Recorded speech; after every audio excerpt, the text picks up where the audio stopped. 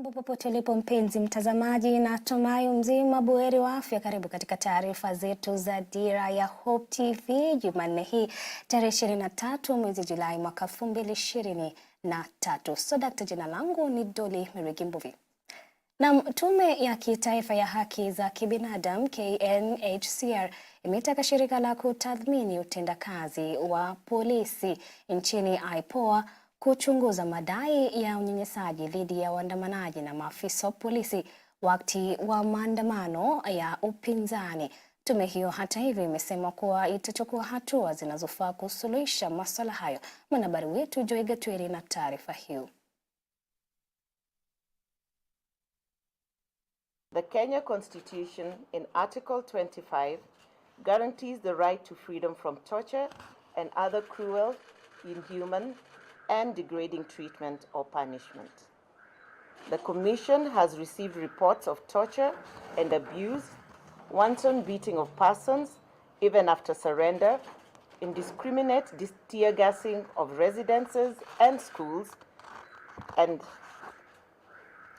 there have been heart-rending images on mainstream media and social media platforms. The Commission also urges the Independent Policing Oversight Authority, IPOA, to hasten its investigations into the allegations of torture and ensure perpetrators face appropriate legal action. Article 49 requires arrested persons to be brought to court as soon as reasonably possible, but not later than 24 hours after being arrested.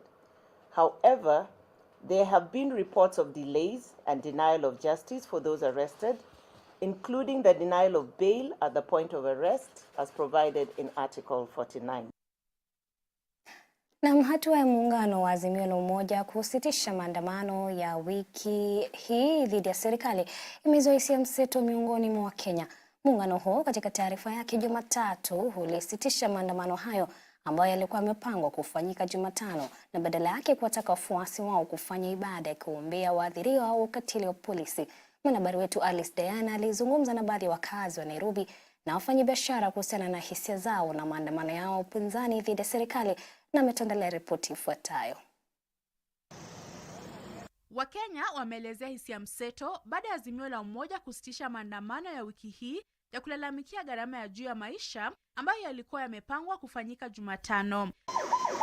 Maandamano hayo yalitarajiwa kufanyika baada ya maandamano ya wiki iliyopita siku 3 mfululizo yaliyosababisha vifo vya watu kadhaa na wengine kujeruhiwa. Badala yake, muungano wa Azimio umesema utafanya maandamano ya aina tofauti. Muungano huo umewataka Wakenya kufanya ibada kwa ajili ya raia waliopoteza maisha yao wakati wa maandamano yaliyopita kwa kuwasha mishumaa na kuweka maua, ikiwezekana meupe, kwa ukumbusho na heshima kwa waathiriwa. Maandamano hayo ya amani yanatarajiwa kufanyika katika maeneo mbalimbali humu nchini. Katika taarifa yao siku ya Jumatatu, Azimio ilisema hadi sasa vifo 50 vimeripotiwa na mamia wamelazwa hospitalini wakiwa na majeraha mabaya. Aidha, Azimio ilisema siku hiyo ya Jumatano wataanzisha mchakato wa kuzifikia familia za waathiriwa kwa lengo la kutoa msaada wowote ambao unaweza kupunguza mzigo wao. Baadhi ya Wakenya wamekaribisha hatua hiyo ya kusitisha maandamano ya wiki hii, wakisema yanaathiri biashara zao na shughuli za kila siku na wanataka yasitishwe kabisa. Kwa maoni yangu, mimi naweza sema imesaidia sana, sababu mambo hajakuwa ikienda vizuri, especially kwa watu wa pikipiki kama sisi. Sababu kama kesho ulikuwa unakuja huna kazi na unatoka saa zingine mbali, unatumia mafuta bure, unakuja hapa unakaa hakuna kazi, unaenda nyumbani bila kitu. Wednesday imekuwa challenge sana kwa sababu ya mambo ya maandamano.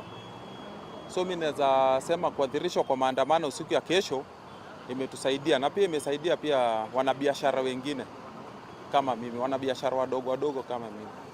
Tumeumia, nchi saa hii inaumia sana, pesa hatuna. Mtu wa chini kama mimi saa hii sina pesa. Watu wa juu wako na pesa saa hii. Unaona mtu wa chini kama mimi, maandamano ikiwa unaona ni siku 2 ndio unaunda pesa, siku 3 inisaidii. Juu watu wa chini tunaumia. Lakini hao wajua wametulia, wanasema maandamano na waendi. Lakini si watu wa chini wanasema maandamano tunatokea na watu wanakataa kwenda kazi, so tupati kazi. So tunaumia sana. So kama rais anaweza tusikiza, atusikize watu wa chini, asisikize watu wa juu. Sasa upande wa kampuni sioni pia kuna uzuri, maanake ikianza tunafukuzwa, na pia kazi yangu pia nimekuwa sasa kila maandamano ikianza naona kutatizika, hatufungui kwa hizo siku zote. Sasa inakuwa ni shida, ile pesa umepata kidogo pia inabidi unaanza tena kuitumia. Sasa hapo changamoto tena kwangu hapo mimi naona ziko. Kama inaweza kuwa ni kusitishwa, isitishwe kwa sababu hakuna kitu yoyote, si kama watu wa chini tunapata. Security hatuna, kama pale mahali mimi niko hakuna security, inabidi nifunge kwa sababu hata ule jirani pia anafikiria kukupora kwa sababu ya kupata hiyo advantage. Kwa hivyo hiyo maandamano mimi sioni maana. Wengine walisema wanaunga mkono maandamano hayo kwa kuwa wanahisi hiyo ndio njia pekee ambayo Rais William Ruto na serikali yake inaweza kuwasikiza na kupunguza gharama ya maisha. Hata hivyo, wanataka maandamano hayo yafanyike mara moja kwa wiki. Maisha yanatupeleka mbaya sana, hasa vitu viko juu, tuko na watoto, tunashindwa tutakaa aje. Ngawa hii maandamano tungeomba isikuwe kila siku, pia na tunaadhirika upande wa kazi. So naomba kama sisi wa Kenya tunateseka sana. Ningependa rais ashukishe vitu ziko juu sana, mpaka tunashindwa kuishi. Maisha yamekuwa juu, hata tuwezi kuyaweza, tunashinda tutaishi aje. Serikali imeendelea kukashifu maandamano ya upinzani ikisema yanasababisha uharibifu wa mali, kupoteza maisha na kuacha watu kadhaa wakiuguza majeraha, huku Rais William Ruto akisema maandamano dhidi ya serikali hayataweka chakula mezani. Maandamano ya kupinga serikali ambayo yamekuwa yakifanyika katika kaunti kadhaa yalianza Machi 20 mwaka huu. Huku muungano wa Azimio ukiwa umesitisha maandamano yao ya wiki hii, Wakenya sasa wanasubiri kusikia ni lini wataitisha maandamano mengine, huku baadhi ya wafanyabiashara wakilalama kuwa biashara zao huathirika siku za maandamano. Alice Diana, Dira ya Hope TV, kaunti ya Nairobi. Shukran sana Alice Diana kwa taarifa hiyo. Bali na hayo ni kwamba aliyekuwa kiongozi wa Mungiki Maina Njenga ameachiliwa kwa dhamana ya $100,000 pesa taslimu.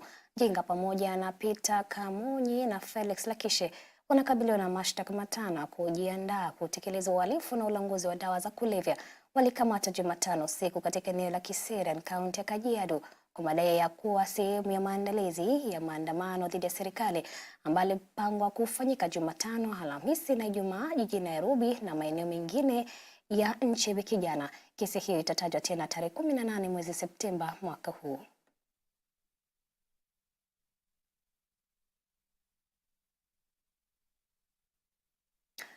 Bali na hayo ni kwamba kamati ya kaunti ya Kilifi imependekeza kwamba mamlaka husika zichukuliwe hatua zinazofaa kwa maafisa wote wa serikali ama vitendo vyao vilivyochangia katika mauaji ya Shakahola.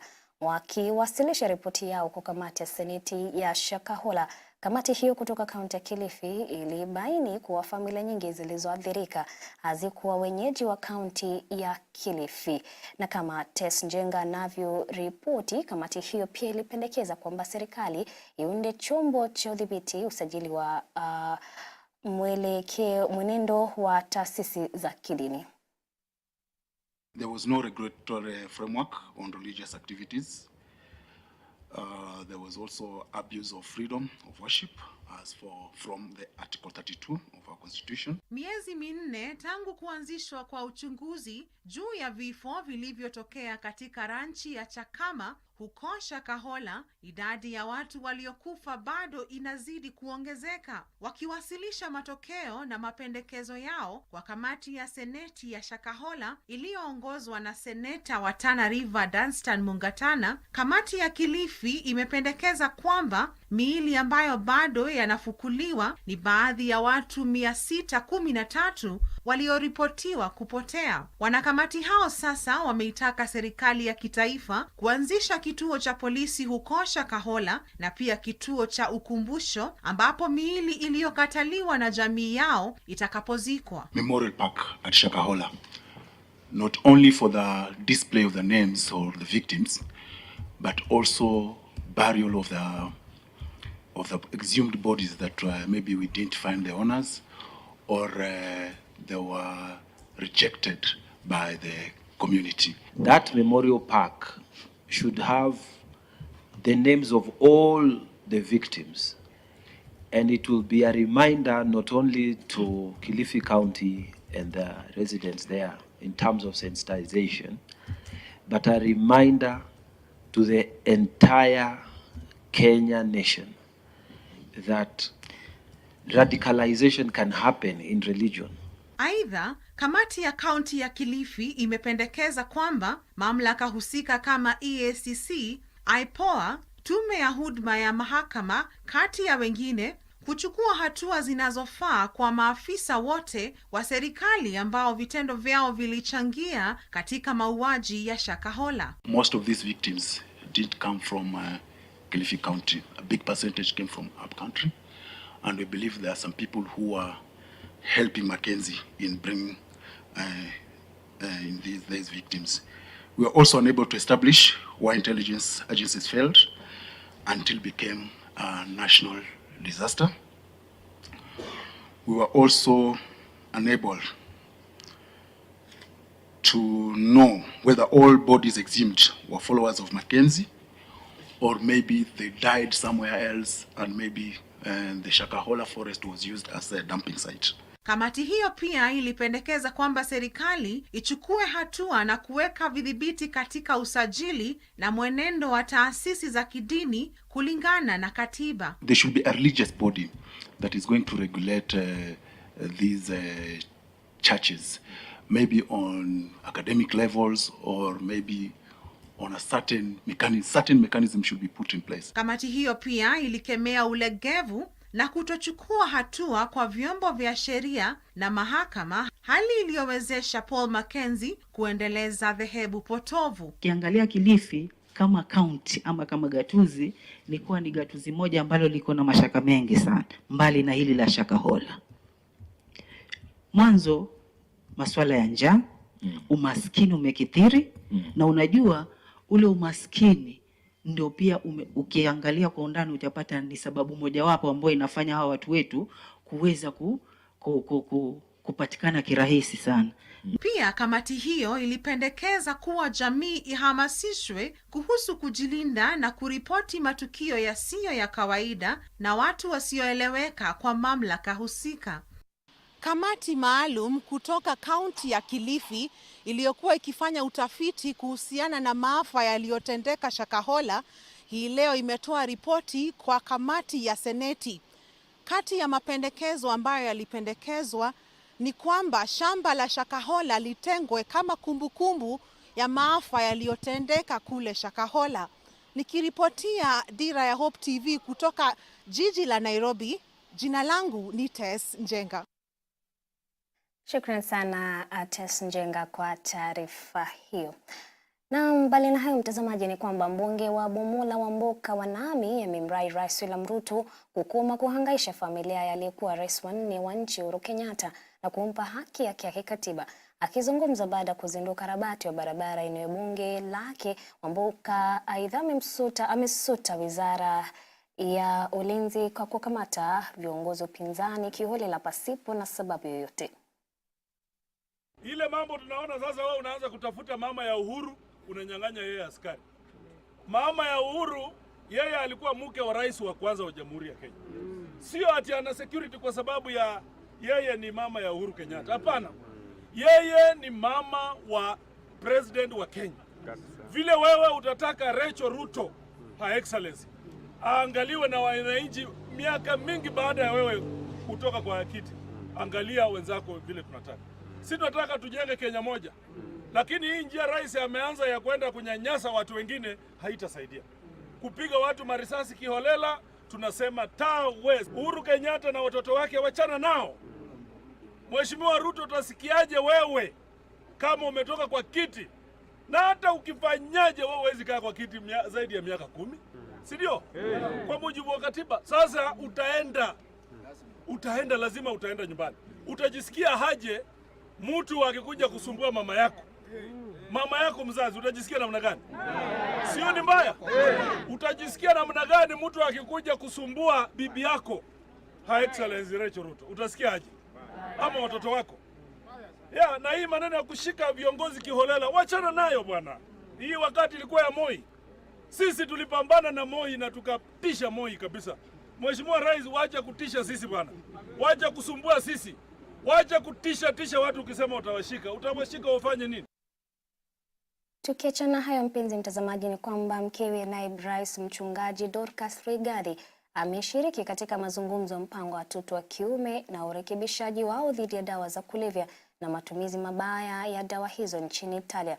Wakati wa ziara ya wakfu ya Villa Maraini, shirika la kitaifa linaloungwa mkono na shirika la kimataifa la Msalaba Mwekundu kwa uraibu wa magonjwa, mchungaji Dorcas alishiriki maoni yake ya kuwarekebisha wavulana na wanaume wa Kenya na kuondoa mitaani. Wakfu huo nchini Italia utoa huduma zinazojumuisha matibabu na urekebishaji wa dawa za kulevya, pombe na matumizi mengine ya dawa hizo. My ultimate goal is to have a rehab center. A rehab center that will be able to accommodate them in the areas of treatment. I have a vocational training so that they can be trained in skills. At the same time, we have a sports academy within the same premises and agribusiness, so that once they come there, they don't have to go back to the streets, to the same frustration, depression, and then they will go back. And obviously they will relapse, because I believe that is why we are having so many boys and many people out there in drugs. Even when they are rehabilitated, they go back to the same situation, same circumstances, so they end up in the same way. At the same time, we are going to areas of also preventive, by going to now sensitize the young children who are in school about the dangers of drugs and how they are coming, some of them which are being sold in sweets and everything, so that that space where we are exiting people does not, you exit 10 tomorrow, 10 come in. So it will be effort in futility. Na tukitoka kule Italia sasa turejelee hapa nchini kule kaunti ya Embu, ambako gavana wa kaunti hiyo Cecil Mbarire ameagiza afisi zote za kaunti hiyo kununua majani ya chai kutoka kwa viwanda vitatu vya chai katika kaunti hiyo kwa matumizi kama njia ya kupanua kaunti hiyo. Akizungumza alipokutana na wabunge kutoka kaunti hiyo na viongozi wa mamlaka ya maendeleo ya chai ya Kenya katika kaunti hiyo, Mbarire amesema kuwa kumekuwa na unywaji wa chini wa chai katika kaunti hiyo, licha kaunti hiyo kuwa na uzalishaji wa chai bora ambayo hutumiwa zaidi nje na pamoja na kaunti hiyo. Sisi kama Embu County tumeahidi kwamba tutapatia all the 3 factories space within Embu town, ambapo wataweza kuuza majani chai yao bila shida yoyote, na ambayo wataweza kuuza kwa watu wengi zaidi kuliko wakulima wa majani chai peke yake. So within Embu County, the proposed new bus park, I have promised 3 stalls. Tukimaliza kujenga, tutapatia first priority kwa the 3 factories, ndio waweze kuuza majani yao na tuweze kuimprove on local consumption. Ningetaka kusema ya kwamba kwa ushirikiano wao na viongozi ambao tuko nao hapa wa National Assembly and the Senate, kuna yale mambo ambayo ilikuwa kwa T-Act na tulikuwa tumepeana proposals ya amendment. I want to thank them sababu wameichukulia kwamba wakifika kule mbunge wata make sure yote imetekelezwa. Na yote yakitekelezwa, na mimi kama mwenyekiti wa KTDA, na mimi nitakuwa na jukumu langu ku make sure na mimi nimeimplement the T-Act and the reform agenda. Wakaji wetu wa Embu ya kwamba sisi ni among the leaders wa kukuza majani chai, lakini only 1% ya ile chai ambayo tunakuza ndiyo tunauza huku local. Ningetaka kuhimiza hii ni product yetu, kuweza kuitumia zaidi, badala ya kukunywa soda, kunywa chai. Na kwingineko ni kwamba Wizara ya Maji, Usafi wa Mazingira na Umwagiliaji inapanga kutoa zaidi ya bilioni 300 kuelekea mpango wa usalama wa maji. Mpango huo wa mageuzi unalenga kushughulikia changamoto za maji na usafi wa mazingira nchini, kuhakikisha upatikanaji wa maji safi na usafi wa mazingira unaofaa kwa wananchi wote. Kulingana na makadirio kutoka kwa mpango mkuu wa kitaifa wa maji ya mwaka 2030, mahitaji ya maji yanakadiriwa kuongezeka kwa kiasi kikubwa ifikiapo mwaka 2030 na kusisitiza haja ya uwekezaji zaidi. Kwa sasa jumla ya uwezo wa hifadhi ya maji nchini uko chini ya kiwango kilichopendekezwa na kuacha mamilioni ya watu wakihudumiwa. For the residents, due to blasting and other mining activities that are involved, we have experienced destruction of properties, we have experienced dust, we have experienced harm affecting our animals. And so the residents have been requesting our intervention and the intervention of the government to ensure that their livelihoods and their properties is protected. And the coming of the PS today is an assurance that their properties will be protected. His coming together with his team has been a big boost to us as the residents of Mbiri. They have also taken the time to educate us matters relating mining and how as the local community we are supposed to benefit from that activity. What we are doing as a government, we want to put them together, those artisanal mining people. They form cooperative so that they can be issued with a permit as a cooperative, and they access the many benefits that can be accessed by being in a cooperative. Na mtazamaji, ni hayo tuliweza kuwa naye jioni ya leo hapa katika Dira ya Hope TV. Shukrani za dhati kwa kutegea taarifa zetu na pia kwa wale wote waliweza kufanikisha taarifa hizi. Jina langu ni Dolly Mwirigi Mbuvi na kutakia usiku mwanana.